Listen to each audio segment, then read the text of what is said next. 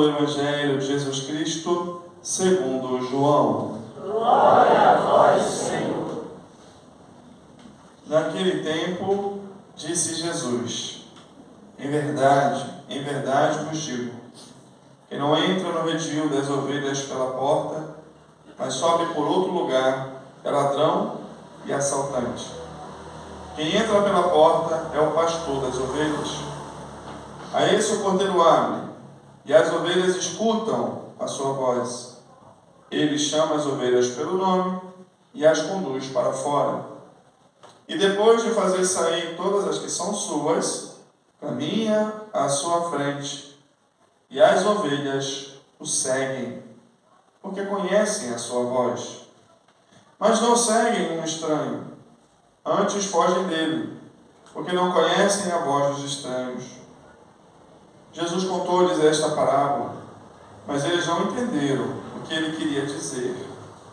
Então Jesus continuou: em verdade vos digo, eu sou a porta das ovelhas. Todos aqueles que vieram antes de mim são ladrões e assaltantes, mas as ovelhas não os escutaram. Eu sou a porta. Quem entrar por mim será salvo. Entrará e sairá, e encontrará pastagem.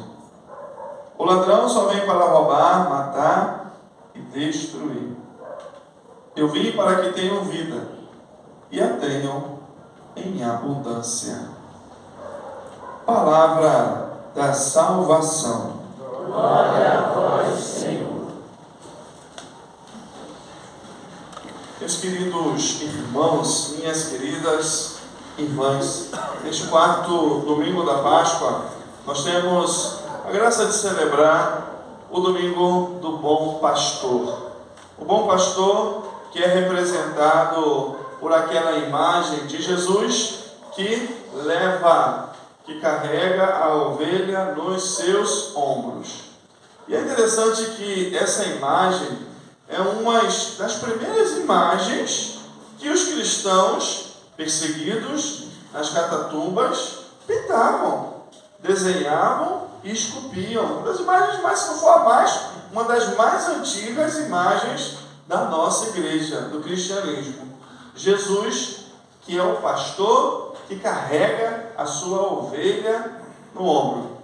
E é impressionante a gente perceber como os cristãos, os primeiros cristãos, tinham essa convicção, tinham essa certeza, ainda que eles estivessem sendo perseguidos, ainda que eles estivessem sendo entregues, ainda que eles estivessem vendo muitos dos seus parentes, seus amigos, serem assassinados, serem mortos, serem jogados para as feras, serem crucificados, simplesmente porque eram cristãos.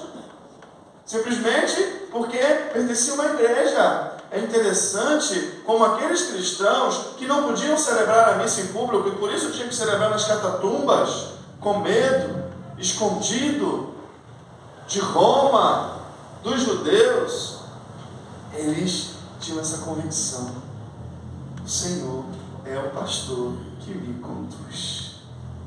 O Senhor me leva aos braços, né? E de fato, meus queridos, o Senhor é o pastor que me conduz. O Senhor nos leva ao braço. Na cruz, o Senhor levou a todos nós, levou o pior que nós temos e podemos fazer nessa vida nos seus ombros. Na cruz, o Senhor nos carregou, o Senhor nos colocou, o Senhor entregou a vida por cada um de nós. Era essa a certeza que os cristãos tinham. Que o Senhor é o pastor, não que vai evitar que a gente tenha problemas nessa vida, não que vai evitar que a gente não tenha perseguição, não tenha contrariedades, que a gente não sofra, que a gente não passe dificuldades, não, porque isso são a realidade da nossa vida tão precária e passageira. Mas a certeza de que Jesus levou sobre si as nossas dores, as nossas marcas, os nossos pecados, e porque levou sobre si os nossos pecados, é um pastor que nos perdoa, é um pastor que nos livra do mal, que nos livra da morte eterna e que nos livra dos pecados. Era esse pastor que ele sabia que passasse o que passasse, ainda que tivesse no vale tenebroso do fundo da morte, nenhum mal temerei, porque o Senhor está comigo, com o bastão e com o cajado, e eles me dão a segurança. Era essa a certeza que eles tinham, e é essa a certeza que o Senhor quer renovar no nosso coração. Porque Jesus é um pastor que ele inverteu a situação. Normalmente, os pastores cuidam das ovelhas, sacrificam as ovelhas para se alimentar das ovelhas. Essa é a ordem natural das coisas. Mas Jesus fez diferente. Ele é um pastor que ele se entregou. Ele se entrega a si mesmo para que as suas ovelhas se alimentem do seu corpo, se alimentem do seu sangue. Ele se sacrificou para que as suas ovelhas pudessem se alimentar dele. E se alimentando dele, tivesse a força para andar nos seus caminhos. Jesus é maravilhoso. A situação foi invertida. Esse é o nosso pastor, que nos carrega. E se nós de repente estamos percebendo ou achando que Deus não está conosco, é porque a gente está deixando de ter essa fé e essa esperança de que Ele jamais nos deixa. Santo Agostinho, uma vez, num momento de crise, andando pela praia, ele estava caminhando e ele percebeu que Jesus estava do lado dele. E na praia iam os passos dele e os passos de Jesus. Mas chegou um momento daquela caminhada, ele percebeu que só tinha 2 passos. Ele olhou para o lado, naquele momento de crise, e disse: o Senhor me abandonou, eu estou andando sozinho. Mas Jesus diz para ele: não, Agostinho, só tem 2 passos, porque eu estou te levando nos ombros. São os meus passos que você está vendo. Esse é o nosso Deus, esse é o nosso pastor. E nunca duvidemos, queridos, não importa a situação da nossa vida, de que Ele sempre nos conduz. E o Evangelho que nós acabamos de escutar nos mostra qual deveria e qual precisa ser a nossa atitude como ovelhas diante desse pastor tão bom que se entrega, que nos leva nos seus ombros. Primeiro, Jesus disse que as minhas ovelhas escutam a minha voz. Precisamos ser ovelhas que escutamos mais a voz do nosso bom pastor, queridos. Precisamos. E quantas dificuldades nós católicos, hein? Quanta dificuldade nós temos de escutar a voz do Senhor. Quanta dificuldade de nós católicos em lermos a sua palavra. Semana passada eu dizia isso. O Senhor quer nos falar, o Senhor quer nos revelar as Escrituras, o Senhor quer nos mostrar. Mas como que Ele vai fazer isso? Se muitas vezes nós católicos temos uma Bíblia fechada, que nunca lemos e nunca pegamos. Ou se a Bíblia está aberta, está na sala empoeirada. Como que o Senhor vai nos mostrar o caminho? Nós temos um pastor que nos fala, que nos indica a direção, que nos mostra o caminho, que quer que nós trilhemos os seus caminhos. Mas que dificuldade nós de escutarmos a sua palavra. E, queridos, não nos enganemos. Quando nós não escutamos o nosso bom pastor, nós vamos escutar maus pastores. E o que não faltam são ladrões, salteadores, que estão querendo levar o ser humano e cada um de nós para o precipício. Que querem usar, abusar e descartar de cada um de nós. E muitas vezes, queridos, nós preferimos escutar esses especialistas, nós preferimos escutar esses influencers, essa gente com palavra bonita, e não escutamos a voz do nosso bom pastor, As minhas ovelhas escutam a nossa voz. Vamos tomar coragem de escutar mais a voz de Deus, queridos. Vamos abrir mais a nossa Bíblia. Vamos perguntar ao Senhor, dizer, fala, Senhor, para mim. Olha que palavra bonita da segunda leitura de Pedro hoje, que ilumina, que deveria iluminar nosso dia, nossa semana, quando a gente escuta. Caríssimos, sabeis sofrer com paciência os sofrimentos que vocês recebem por buscar fazer o bem. Olha só que palavra. Porque infelizmente nós sofremos injustiças na vida. Muitas vezes nós somos julgados, condenados por querer fazer o bem. Saber sofrer com paciência. Olha como é que isso ilumina. Não sair reclamando, murmurando, xingando e brigando. Não. Saber sofrer as contrariedades da vida com paciência, porque Jesus sofreu para nos salvar. E todos os dias, queridos, Deus tem uma palavra para iluminar o nosso dia. Mas se a gente não escuta, se a gente não lê, se a gente não medita, aí, meus queridos, fica difícil a gente saber o que Deus quer da gente. As ovelhas escutam, mas basta escutar? Não. Jesus continua. Minhas ovelhas escutam e seguem a minha voz. Eu vou à frente e elas me seguem. Seguir. Ser discípulo do Senhor. Escutar e buscar viver. Escutar e buscar seguir. Escutar e ir atrás dele, que é o pastor, que quer que nós vivamos a vida e a vida em abundância. O discípulo e a discípula nunca fica parado. O discípulo e a discípula, a ovelha, é aquele que caminha. Olha que bonita a primeira leitura.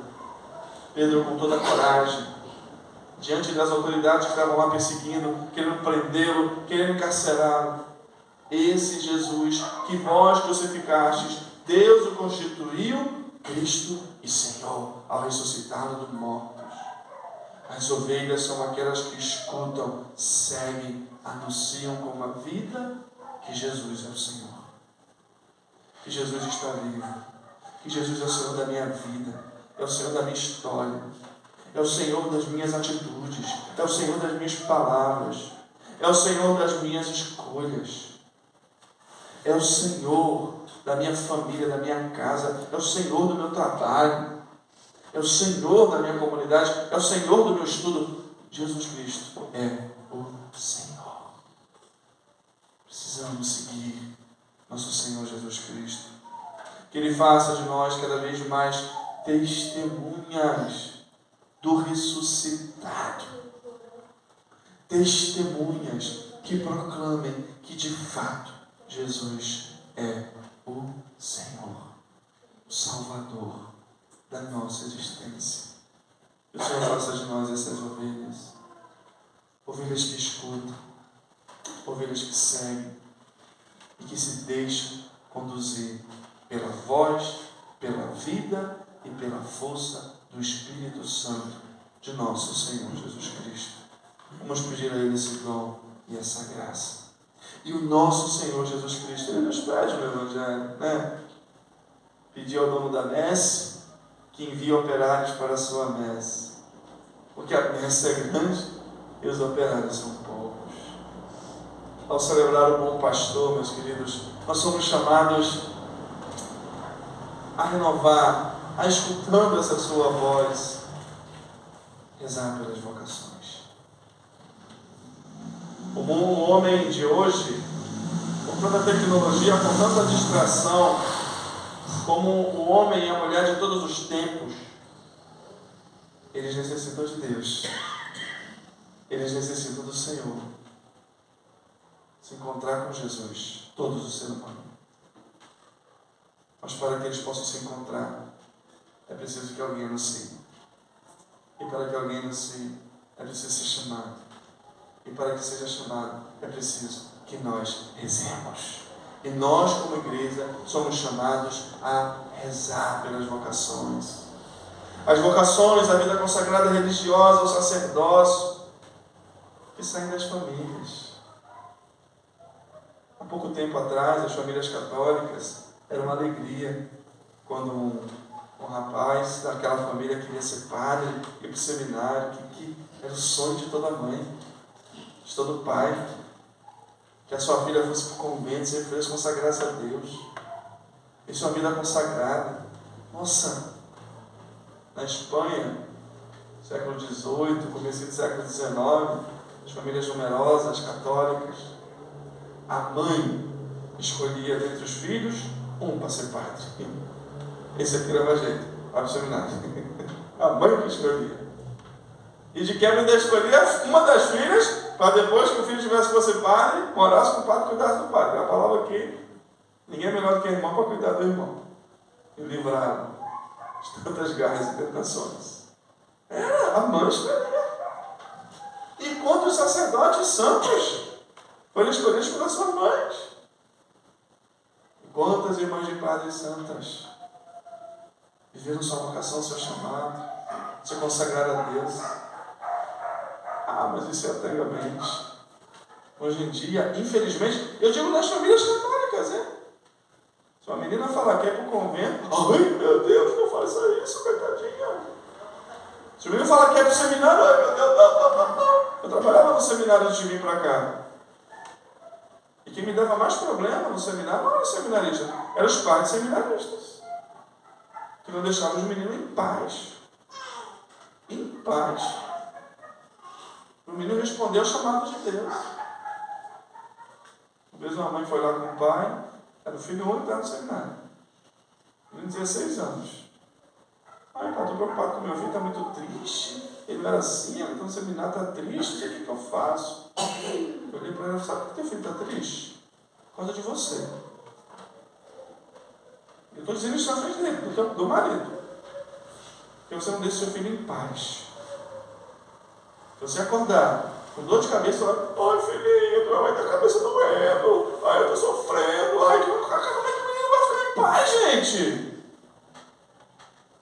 Deixa ele viver, não tem que falar do teu filho não, deixa ele viver a vocação dele, o chamado dele. Reza por ele, meu Deus do céu.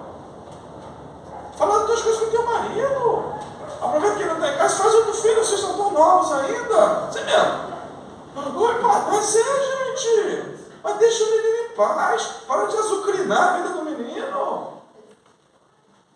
Azucrinou tanto que ele foi, você vai embora do seminário. Graças a Deus, depois agora ele voltou esse ano. Ele tem vocação. Ele tiveram outro filho mesmo, deu uma filhinha, agora ele está mais em paz. Poxa, deixa o menino em paz, Jesus. Mas isso de famílias católicas. Dá uma raiva. Eu não sou bonito. Ai, tão bonita, padre, que pena. Minha pena é o quê, rapaz? Eu escolhi a melhor parte, me deixa em paz. Mas Deus tem que ser os feios? Não. O contrário, tem que ser o melhor, mais bonita. Gente, para com isso. Uma noção que a gente está tendo na cabeça. Terrível. Diabólica. Vamos pedir ao Senhor que Ele faça de nós, pessoas que rezam, triste. Nós, sacerdotes, temos nossos defeitos. Você me conhece aqui há 4 anos e já conhece muitos defeitos meus. Eu fico tão feliz quando alguém vem me falar dos meus defeitos. Padre, olha, o senhor fez isso, eu não entendi. Padre, mas é tão ruim quando as pessoas falam da gente por trás. E mete o pau, sem saber nada. É tão ruim quando as pessoas, em vez de dobrar o joelho e rezar, criticam. Como que o Papa Francisco sofreu, gente? Na mão de católicos. Quantas maldades, quantas mentiras. O Papa Leão já está sofrendo. Quantos padres sofrem, consagrados, nós temos defeito e vamos errar. Mas as ovelhas são aquelas que ajudam, que rezam, que se colocam ao lado, que conversam e falam com as pessoas, com os consagrados, com os sacerdotes, mas não deles. Não deles. Hoje uma senadora escreveu lá que o Frei Gilson é um falso profeta. Por Porque o Frei Gilson, numa homilia, ele disse que no Gênesis está escrito que Deus criou o homem, Deus criou a mulher do homem e colocou a mulher para ser a companheira do homem. Aquela que ele está ao seu lado. Preconceituoso, miscigenação, sei lá qual é o nome que fala, isógono, né? Gente, ele não falou que a mulher, a palavra de Deus não fala que a mulher é inferior. Não. Que é a companheira e que está ao lado do homem para auxiliar na sua missão. Não falando que a mulher é pior, que o homem é melhor. A palavra de Deus é um falso profeta e que eu sou católica e que a igreja tem que tomar uma decisão. Vai, te pata. Vai, católico o quê? Isso é uma coisa que pode nos acontecer. Vamos pedir ao Senhor esse dom e essa graça, viu, gente? Isso é sério. Que o Senhor seja o nosso bom pastor. Vamos escutar a sua voz. Vamos seguir. Vamos rezar e apoiar as vocações. Porque a messe é grande, os operários são poucos. Mas é pela oração, pela ajuda e pelo apoio que o Senhor vai continuar enviando operários para a sua messe. Porque Ele nunca vai deixar que falte pastores que conduza, ainda com as suas limitações, as ovelhas que Ele os confiou. Essa tarefa é tão difícil, né? Tão difícil, que é conduzir o rebanho. Vamos pedir ao Senhor que Ele seja sempre o pastor que nos conduz, porque somente assim não nos faltará coisa alguma. Que assim seja.